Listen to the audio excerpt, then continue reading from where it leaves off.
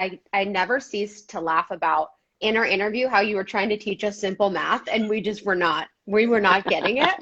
And your whole point that you were trying to make was completely null Yeah, you because we really didn't get ruined it. that. I don't, I was like, it was I had so this funny. It huge was so punchline. I was simple. ready. I was building up to it. I had everything was choreographed,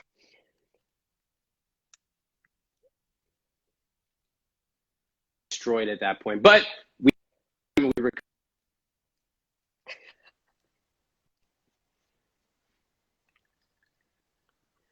It was so fun.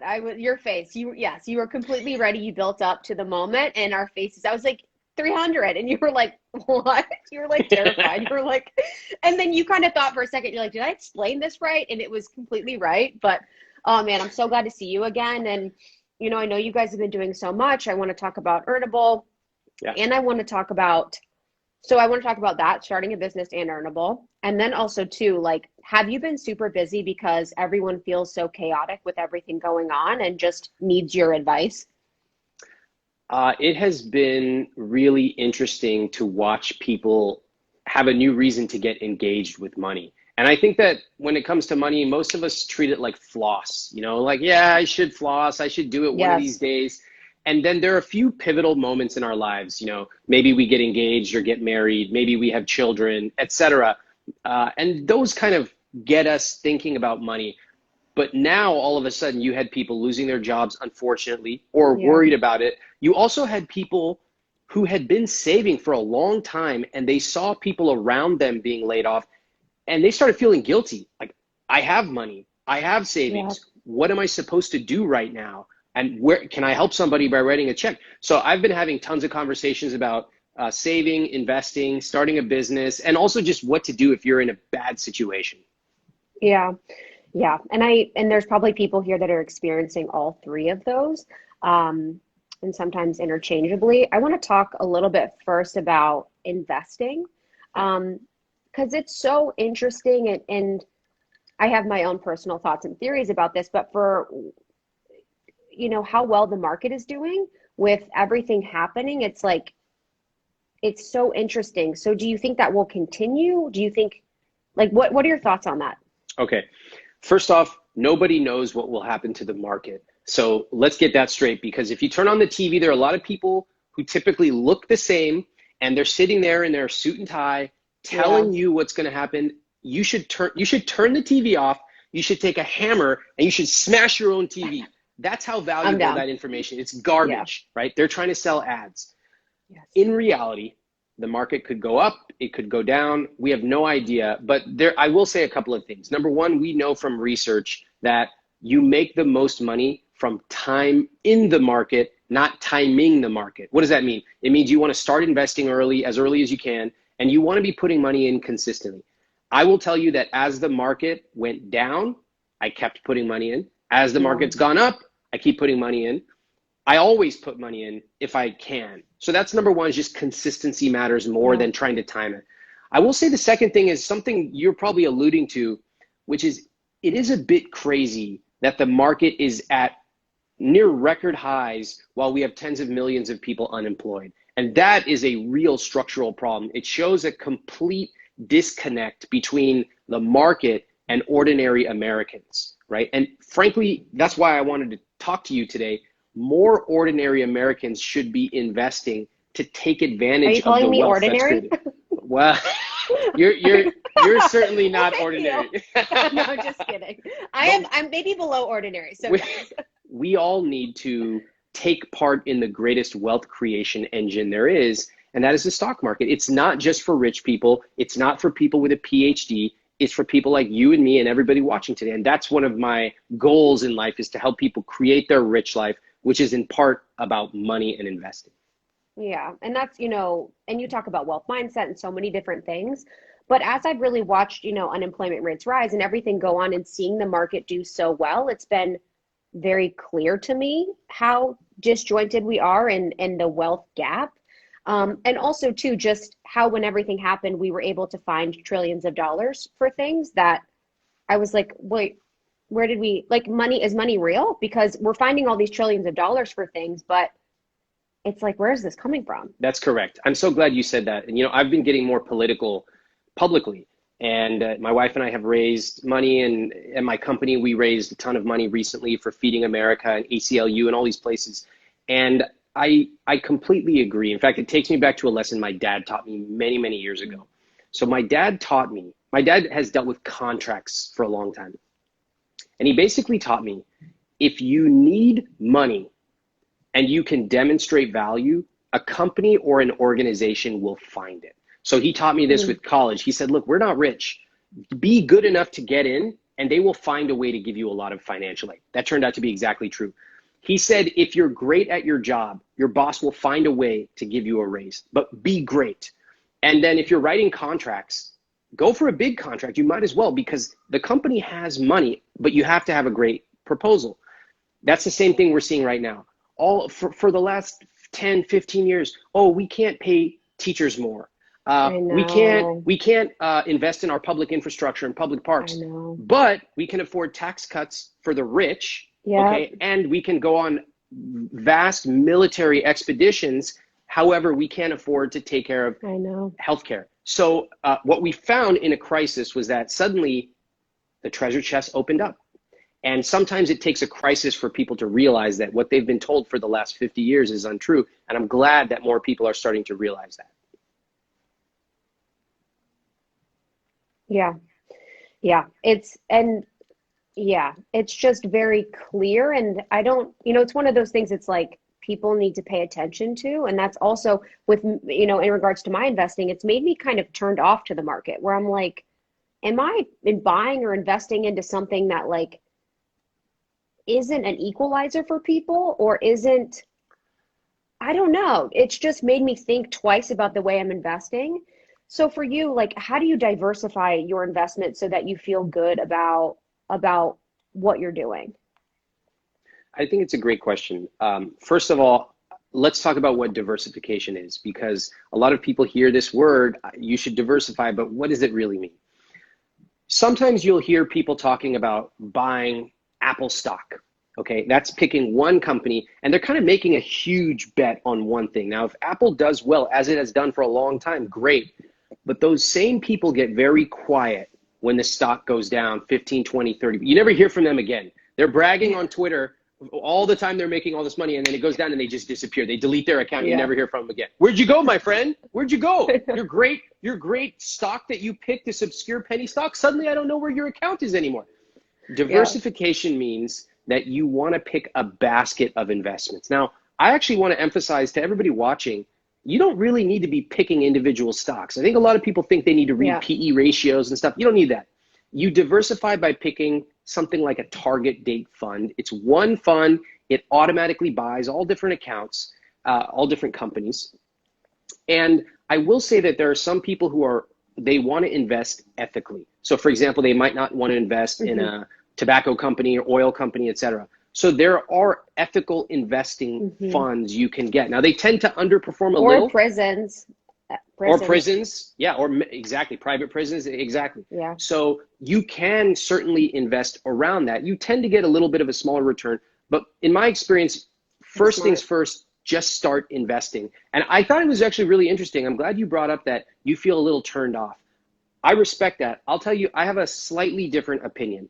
So my opinion is that the more wealth that I create for myself and for you and your readers and viewers, the more that we can use that money to impact the people around us. And I'm talking simple to complex. Simple is you have somebody who you used to hire to help you, I don't know, change the oil in your car, maybe do a manicure. You can keep writing them checks right now, even though you can't see them. That's simple.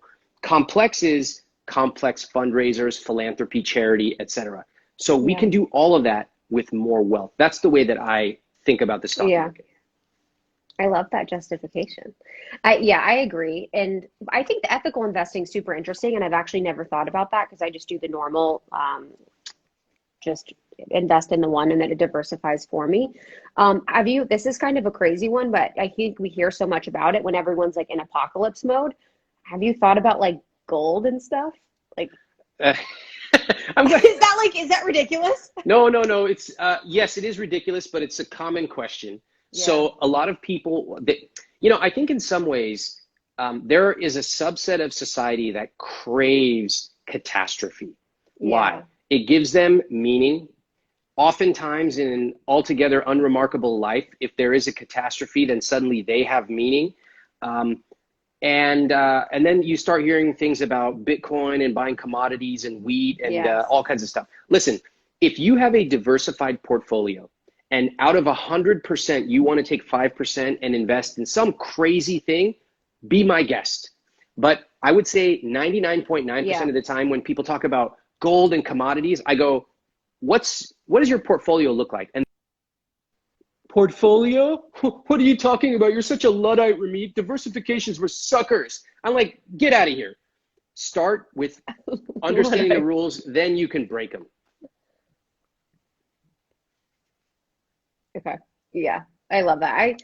It's funny with gold too, because I'm like, I kind of understand the concept. It's like if cash was gone, if money is just numbers on a screen, but it's like, what would we do with it if the world ended? Like, do you know what I mean? I'm like, would we just look really fresh, like have a bunch of gear? Like I was there until I didn't understand. I'm like, so we just gonna like eat gold? Like I'm glad yeah, I didn't because understand. that's the question that most people don't ask. They go like this, they go, Ramit, you know what you need to do? You need to buy Bitcoin because in the case of an economic collapse, we'll use Bitcoin. I'm like, you think in the case of an economic collapse, you're going to have internet access, everyone's going to have Bitcoin transfers set up, et cetera. Same for gold. What are you going to do with it? Now, gold can be considered a hedge, but in general, there are much better investments. And if you want to hedge, which means sort of diversify from stocks, you can do things like hold cash, bonds. There are lots of things that are much more proven over time. Again,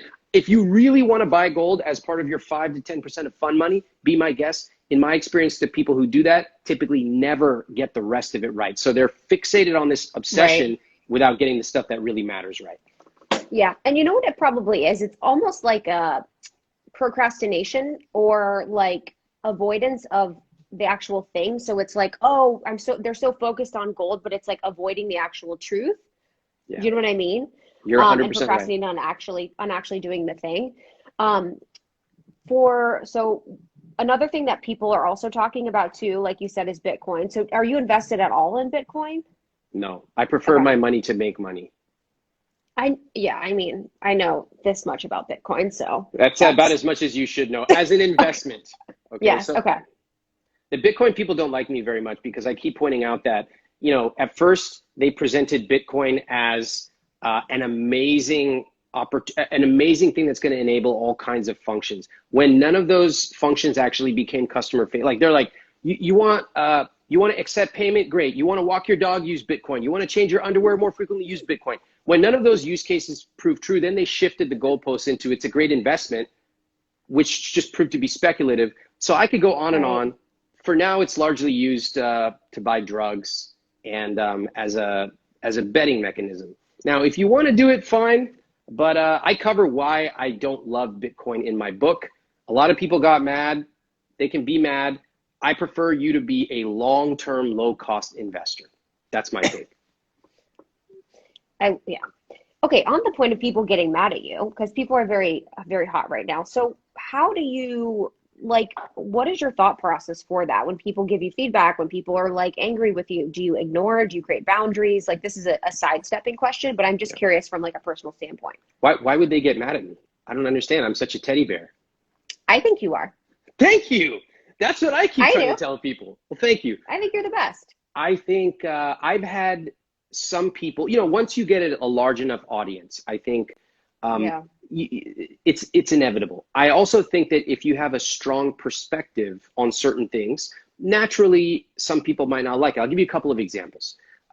One is that typically in America, we are brought up to believe that buying a house is a great investment. In fact, it's the best investment. And as I show, that's actually not true. A lot of times buying a house is quite a bad investment. Another thing that we are brought up to believe is that, hey, I pay somebody maybe to mow my lawn or wash my car. Why don't I pay somebody to be my financial advisor and pay them 1%? That's no big deal. On my Instagram account at Ramit recently, I had a young woman who came to me and she showed me that she was 31 years old. She makes $85,000 a year and she was paying an advisor about 1.2%. Doesn't sound like that much. So I talked to her and I showed this chat on my IG stories. Guess what? Guess how much she would have paid over the course of her life in investor fees? Guess how much she would have paid? You don't want to be doing this to me in front of everyone I love again. it. I love it. Okay. Just a ballpark number. $500,000. Oh shit! You ruined my example again. You can't do this to me. Like I Okay. don't know. No, this is our thing now. Every time Let's have everyone guess. Everyone in the comments guess. Okay, how much do you think that she would have paid? And by the way, this is now our thing. Every time I ask you, you ruin my example. This is our thing. Making me look dumb. This is our thing, guys. It's our thing. So she guessed. I just get roasted. Her fee would be $35,000 over the course of her life. Not that big of a deal over the course of her life. Turns out I ran the calculations for her. She would have paid at minimum $315,000 in fees. So I want everyone listening to pay attention right now. You guys are so obsessed with $3 questions. Oh, should I cut back on my coffee? Oh, I can't afford that dessert. I'm being bad. You fail to remember you should actually be asking $30,000 questions. Am I investing today, even with $100 a month? Do I know what asset allocation is? 90% of you don't even know what that word is. You're out here talking about Bitcoin. You don't know what asset allocation is. Read my book. Negotiate your salary. Even in this economy? Yes, even in this economy. Pay off your debt in a constructive way. A lot of you have student loans. Yeah. You can save $25,000 in the way you pay that off. That's chapter 1. So my point is, stop asking $3 questions. Start asking $30,000 questions. Boom. Okay, so I wasn't that far off. No, you were actually really good. Your number was actually correct because I think I was conservative with her because I didn't want to freak her out. She probably would have been more like 500,000. So, okay, you were right on the money. Hey, everyone, just so you know, you can come to me for any advice that you want on financial or money services. Okay, that wasn't bad. I'm glad. But it is interesting too, though, you know, like, yes. And I think this is something that you also talk about where it's like those conveniences where it's like, oh, I'm going to give away 1.2% of my earnings or whatever because it's convenient for them to manage my money. And there's so often, so many times in our life where we give up way more than we actually think about that are conveniences. And if we thought about it over time, it's like astounding.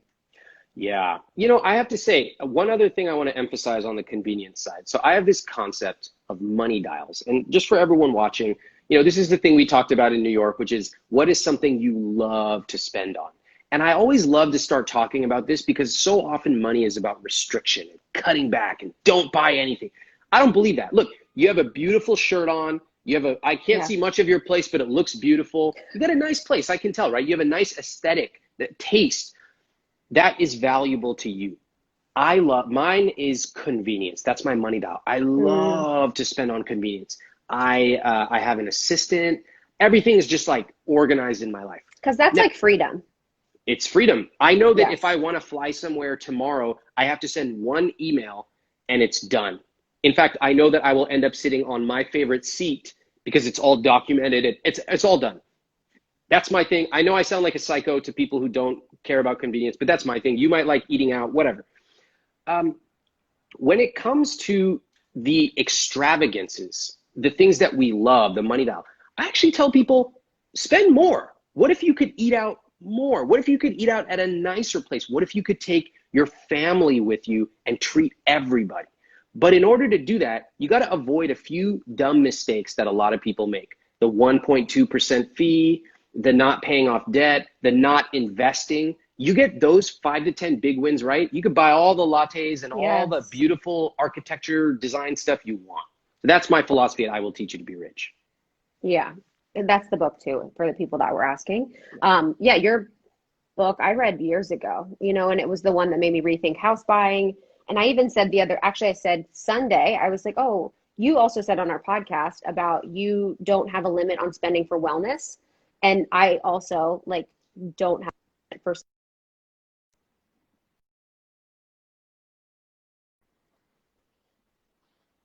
to just the money dial thing. So for everyone listening too, you can think about your money dial.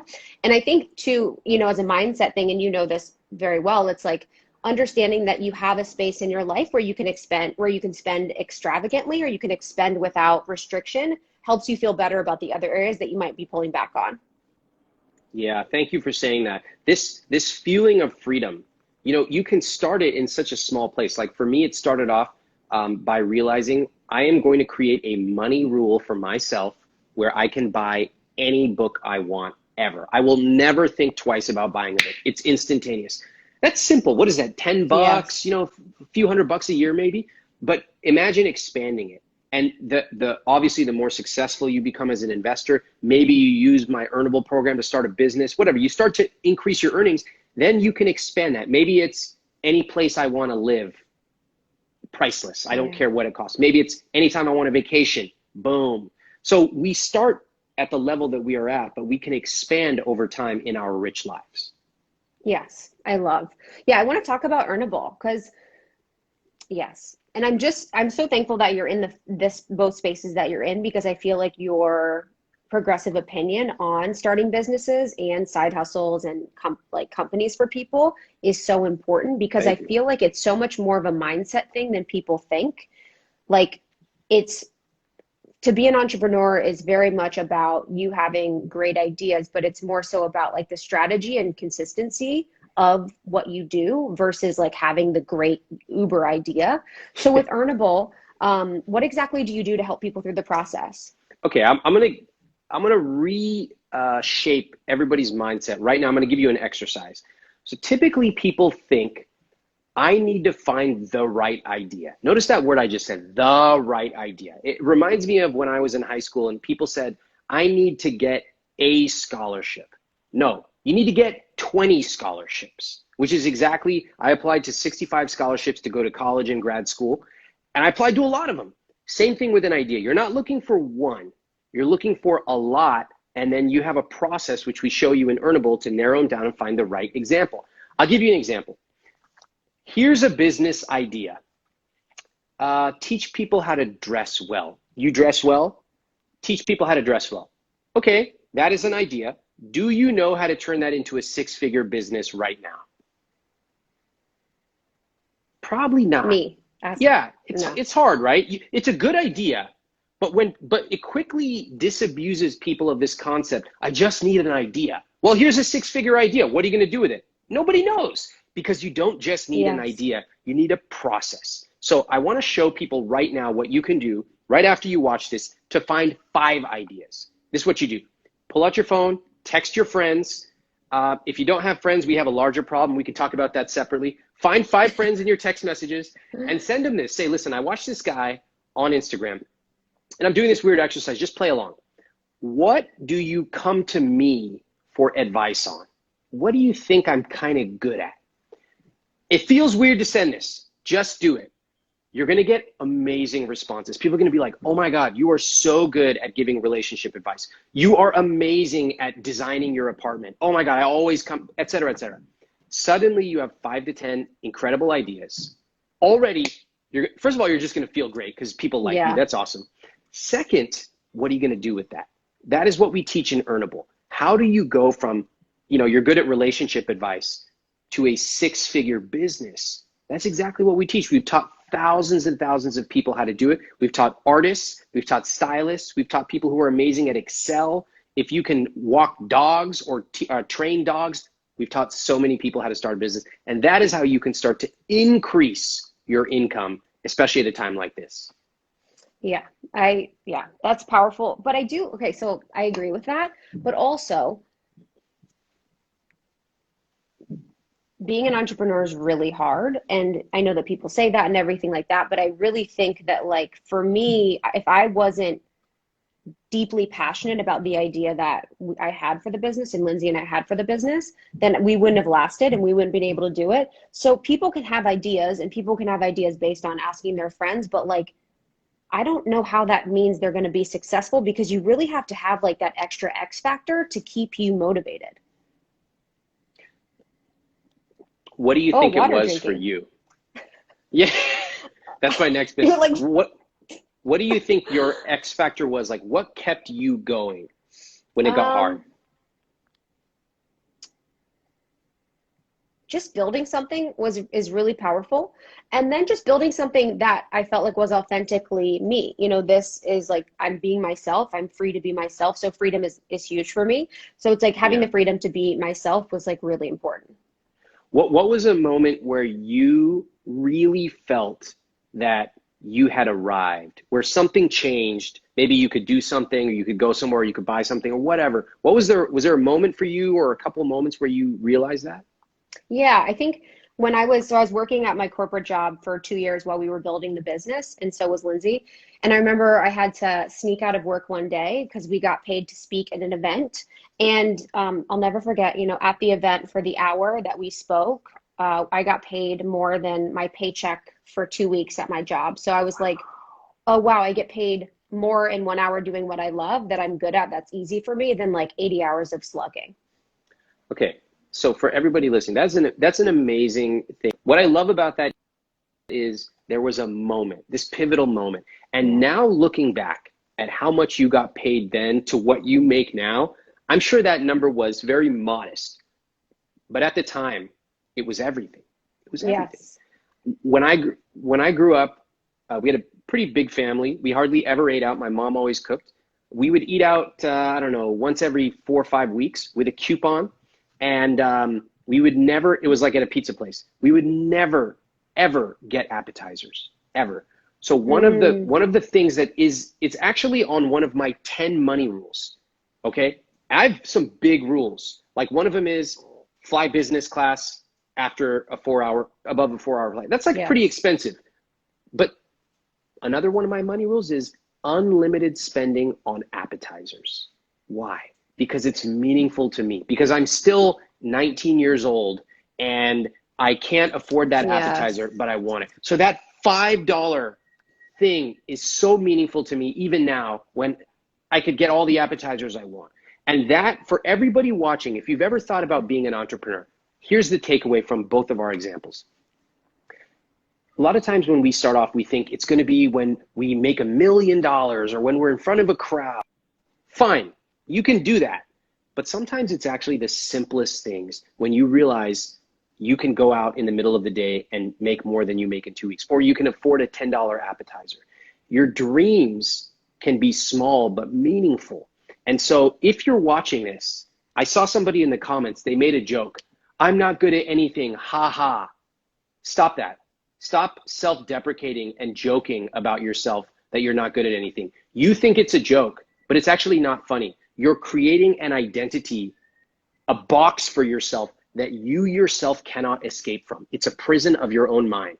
So stop that. I saw another comment saying it's freedom. I want to encourage people not to use these vague words. Freedom, what is that? Mm, Oh, freedom. yeah. That doesn't mean anything. Tell me, I want to go to yoga at 3 p.m. on a Wednesday. Get specific.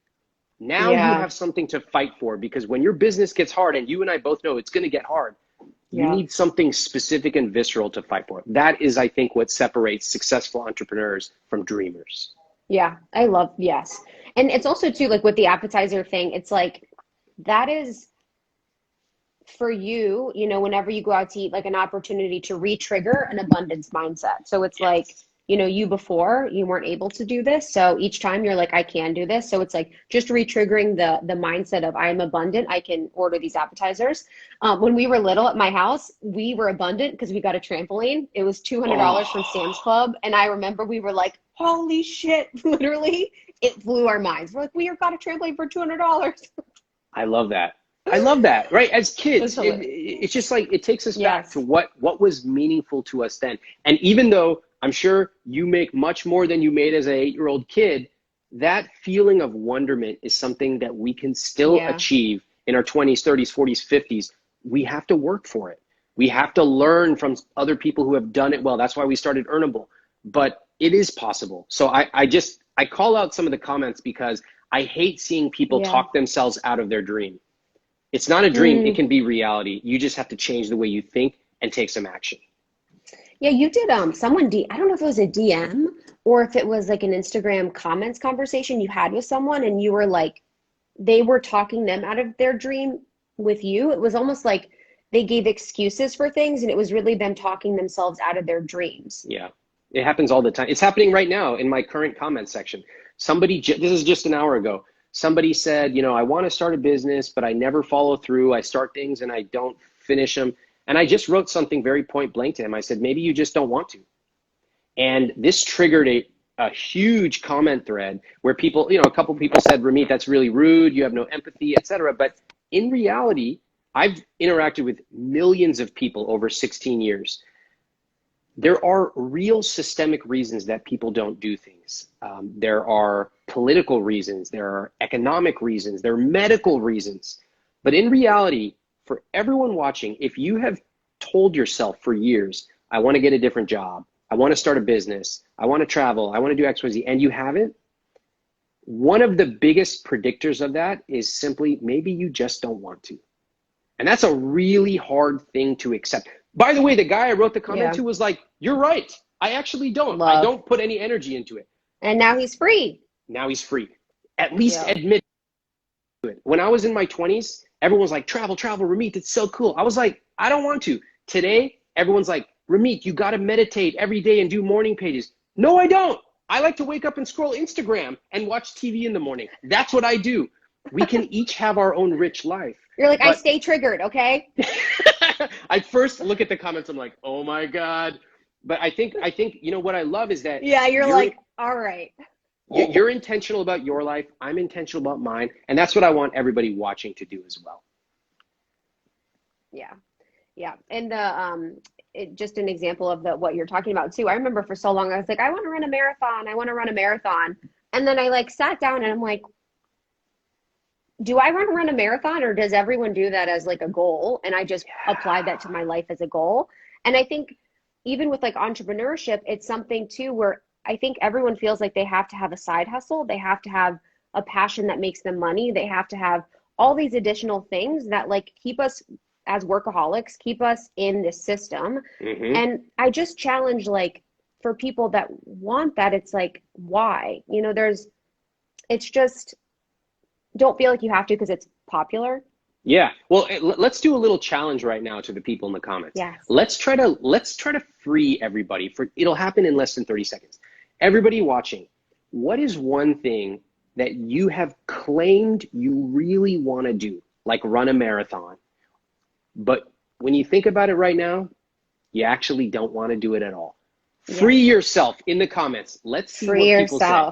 That's today's theme. Free yourself. Let's see what they say. Mine's the marathon, and okay, everyone needs to comment theirs. What would yours be? You probably don't have any. Meditation. Well, I didn't even want to do that. Okay. Here's another one, like learning another language. Maybe later, but not right now. I'm good. Okay, look at these comments. Write a book. Exercise daily. I hope someone doesn't say join Ramit's Earnable program, because you really should do that. Let's hope that they don't say that. Go vegan. That's a good one. Go backpacking. Own a house. Own a house is a powerful one. That's a powerful one, because that one's deeply programmed. Look at this. Be a boss. Have several side hustles. I remember something. When I graduated, I had a friend of mine who went to work at a tech company. And a lot of my friends ended up being entrepreneurs. And after 3 or 4 years, she said to me, Ramit, you know what? I used to think that I wanted to start my own business, but seeing what my two founders have to do every day, I don't ever want to have to start a business. And I respect her. Good for you. Totally. You know what you want. That's amazing. Now, on the other hand, if you are working and you're like me, I did not want to have to tell my boss or ask for permission to go on a vacation. It just wasn't my thing. It bothered me. If you hate going into an office, et cetera, then maybe that's not the right path for you. But I knew it deep down. I knew it here. So, okay, look at all these answers. They're amazing. This is incredible. So, okay, everyone, you are now free of your former burdens as of 5 minutes ago. So what should they do with this knowledge now? Now that they are free, they have a burden lifted on. What should they do? Go streaking. Just go streaking. Feel exhilarated. You guys have let go of something. Okay, now that they've let go of that. Yeah. I guess my fear would be whenever we let go of something, we sometimes fill it with another thing. So Hmm. it's like almost like enjoying the feeling of having the space from letting that go. But what would you think? I think that's really powerful. I think you're right. I think that we are groomed from a young age, especially high achievers, that you need to be busy all the time. And if you are not busy, you're a failure. And this is reinforced in so many ways. Just think about how we introduce ourselves. How's it going? Oh, it's good, really Yeah. busy. Don't ever say that again. You're not busy. Yes. You choose to work on certain things. Now, of course, life gets busy a few times a year, but if you're constantly introducing yourself as busy, is that really the identity you want to create for yourself? No. So, to your point, let's take a walk today. Let's go outside or stay inside, I don't care, and really just marinate in the freedom of, you know what? I've been telling people I want to run a marathon for 5 years. And today I have accepted that's not part of my identity anymore. Mm-hmm. I'm closing the door on that. And I'm not opening the door on anything else. I'm not signing up for this. Well, maybe Earnable, fine. That opens tomorrow on my Instagram page. But aside from that, I'm not going to jump into some new thing to distract myself from what's in here. I'm going to slow down. And maybe after a week, I'll think about what's next. But for now, I'm just going to marinate in it. I think that would be really powerful. Yeah, I love that. Yeah, and that's almost too like taking everything with that thought process of like, is this my goal or someone else's? Is this my dream or someone else's? And I did that. I started doing that a few years ago because I realized I was doing that. Like I would make my manifest list or what I was looking to create that year, and I was like, how many of these are based on what I see on Instagram? I'm like, you know what I mean? I'm like, I want to work on the beach. I'm like, do I care to work on the like, Yeah. it How was did just you like figure that my out though? That's it really was like hard. because I just was like, because you really think about it, it's like you got to think about, okay, so if as the marathon goal, I want to run a marathon. I'm like, do I want to run 15 miles a day or 15 miles a week? No. Do I, you know what I mean? I'm like, you just have to kind of break it down and be realistic. It's like for writing a book, do you want to sit and write for months on end? Do you want to have an editor? Do you want to go? And when you've owned your own business like you have, and I have, it's like you actually know the processes that like it takes to create something, and you're like, oh man, I don't know if that's worth Yeah.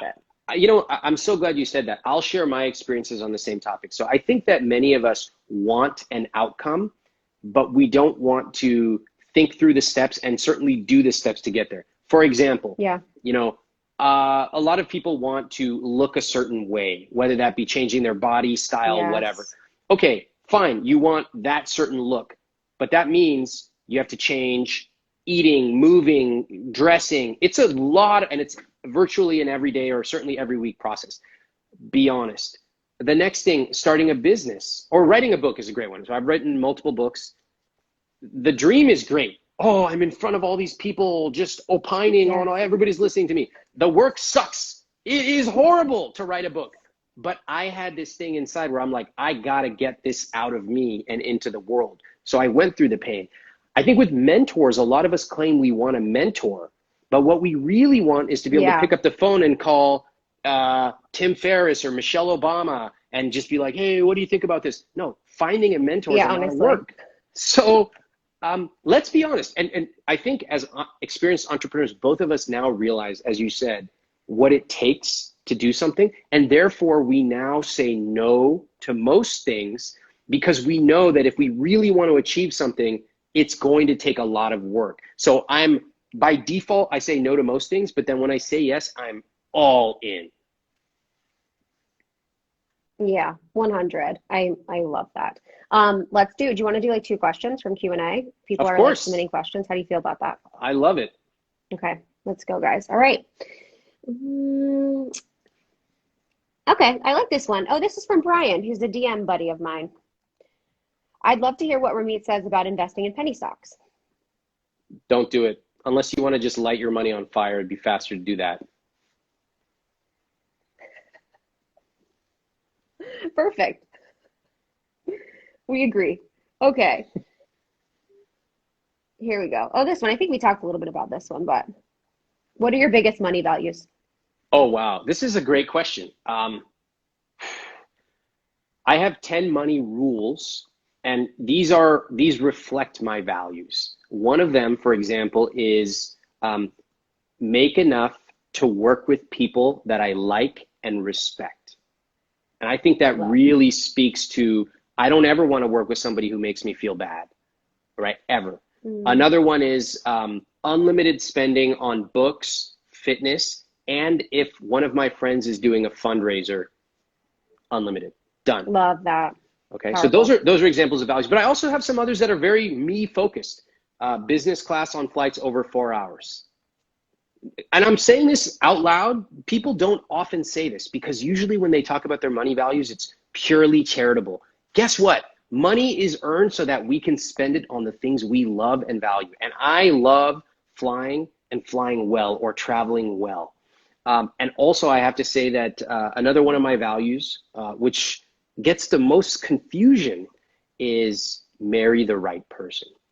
And this is, for most people, it's the most important financial decision you ever make, which it's obviously not just a financial decision, but the person you marry affects everything you're going to do with where you Yeah. go, how you live, what do you do day to day, and where do you travel, and how do you raise children if that's what you choose to do.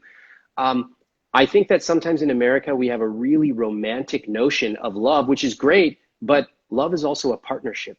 And it's a partnership that is going to last the rest of your life. So I talk about this. I did another podcast on Tim Ferriss's show. We talk about love and money and prenups and all kinds of stuff. And those are some of my money values. You can find them by searching Ramit's Money Rules. Love that. Yeah, we talked about the prenup too on ours, but Yeah. if you guys want to listen to Tim's, whatever, ours, No, no, Tim's, no, no, it's no, kind no, of like no. all the Tim's same. second, yours, Tim's, ours yes. first. Who is Tim, to be honest? Oh, this is a good one. Okay, we'll do two more. Ramit, what is the best predictor of someone who will be successful? I can predict if someone will not be successful. That's pretty easy. It's a little harder to predict if they will be successful. I'll tell you what I know. First of all, how do I know this? So over the years, I've gotten millions and millions of emails from people, and I respond to a lot of them. If any of you have DM'd me, well, if it was a good DM, odds are I may have replied. I don't reply to everyone, but I read them all. And if somebody comes in and the first question is something like, how much does this cost? They will never join. And therefore, they will never get any of the benefits ever. Why? Because they are looking at price as the motivator.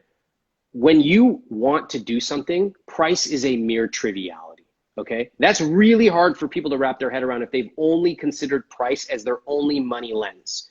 But there's so many other lenses in life: security, safety, results, and on and on. So that's going to be a fail. Or how do I know this will work for me? What they are really saying is, give me a magical program that guarantees me results. Now, I give you a Yeah. guarantee, but I can't do the work for you.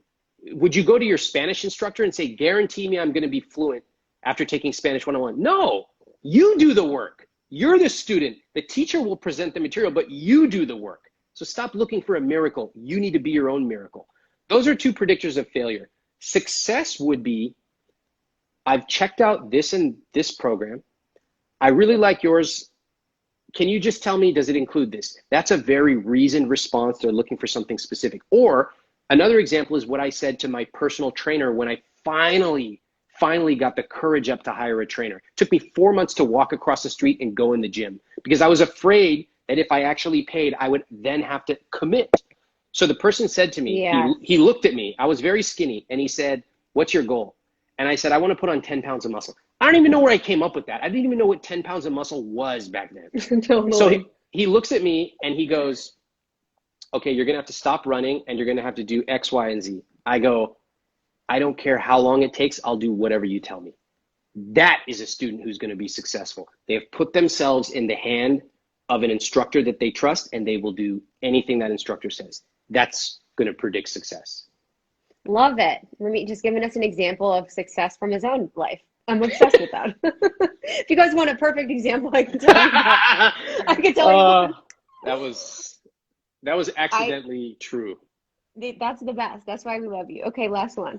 Oh, this is a good one. Okay, and this probably applies to Earnable too for people that want to do it or that are going to do it starting tomorrow. Can you see this? Yeah, this is a great one. I'm curious about your advice, and then I'll tell you my advice. What do you think? Okay, I have a lot of experience with this. So Lindsay and I both own almost 30, 50, 50, and it's the best. It's truly such a joy, and I wouldn't have it any other way. She balances me out in such a powerful way. But I will say that I think a lot of people look for a business partner as a crutch and as a way to procrastinate against something that they want to do. So I really do think that for most people, it's not the best way to go. And Lindsay and I are tied more than my fiance and I are. We have our dreams, our goals, our money, anything related to such a big part of our lives that are combined. So you have to trust that person with everything. You have to have the same mission. You have to have the same values. And it is very, very rare that you have a partnership that can really last or like stand the test of time. So I think the point is that it's actually a huge decision to make. And I don't think that people really understand how important it is to be smart about it. And just the last thing, again, I really think people do it as a procrastination technique so that they're like, oh, yeah, he's not getting back to me, or they're being slow, like, and not just doing the thing. Wow. You know, what I really love about that is you have the experience of a partner. And in this business that I've been running for the last 16 years, I've been doing it. I'm the sole founder. And I have to say, I really agree with what you said. I completely agree. In fact, I hope everyone watching and listening understands the sophistication of the advice you just got, because you just heard a co-founder tell you all the considerations to make when it comes to starting a business. That's really sophisticated advice. That's a coach would charge like thousands and thousands of dollars just for that one answer. So that was amazing. I think you're right. People do use it as a crutch. I think that as an entrepreneur, you have to do something that you've usually never done in life, which is to own it. You have to own the outcome. Oh, they're not getting back to me? I don't care. I'm going to make it happen anyway. Oh, that person didn't respond? They're fired. I'll find somebody else. I have money. I'll find somebody else. My money's good money. And on and on and on.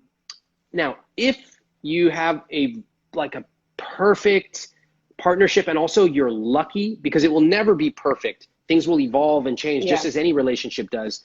So you have to be lucky, you have to have good values, then it can work. But in my experience, most of my students started solo. And I'll say one other thing. The more successful you become, the better partners you can attract.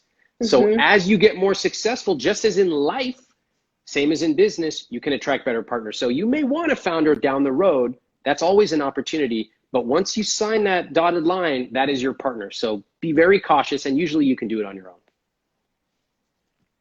Yes, I love that. Oh, people are talking about how they bought the book and it's changed their life already. I'm sure you hear that all the time. Awesome. I love it. It never gets that old. makes me so happy. Okay, let's talk about you're like more and more. Let's talk about Earnable. I want to promote the heck out of it, and I'm really excited. Well, thank you. So we have helped tens of thousands of people start businesses. And I love this because 15 years ago, you could not start a business like this. You would have to have massive cash amounts. You'd have to have servers, all kinds of stuff. Now we have people who can draw and they can do a 6-figure business. We have people who are good with pets. They can create one. My mom, this is an amazing story. My mom taught my wife how to cook Indian food. And my wife started sending me these pictures of Indian food. Indian food is beautiful. It looks so good when you're cooking it. And I was just posting it, and guess what? My mom ended up teaching a cooking class online and made $2,000. And my mom's a retired teacher. Yes, she's been retired for years. So just imagine the joy of having a new chapter of your life. And if my mom can do it, then you can do it. So my greatest joy is for people to realize, wow, I'm destined for more. I can have an impact, and I can stop limiting myself in creating my rich life. So we created Earnable. It's an online program, and we show you start everything: how to find an idea, how to narrow it down, how much to charge, exact marketing scripts. We even did one recently on how to generate customers from Instagram, and I showed people some of the techniques and actual scripts we use in Instagram, the actual campaigns to generate six plus figures. It's awesome. And the biggest challenge for people is to make a bet on themselves. Just as I had a struggle to walk into that trainer, that gym, and pay, because I knew if I did, this got real. That's the same thing for Earnable. And so what I've learned is we're not looking for everyone. We're just looking for the right people. You will know if you're ready. And we have a wait list at iwt.com/earn. It could change your life. Love that. iwt.com/earn. And then he said it would apply to artists. You guys had some artists Yes, we do have an in there artist. as well. Yep. That's amazing. Well, this has been the highlight of my week. I love talking to you. You're one of my faves. And we're so excited to, help you guys promote Earnable. I think all of our community will love it, and we're always here for you. So thank you so much, everyone. This will be saved on our stories and on our page. You can watch it at any time. You can send it to your friends. And Ramit, I'll see you later. Thanks. This was so fun. I appreciate it. Bye, guys.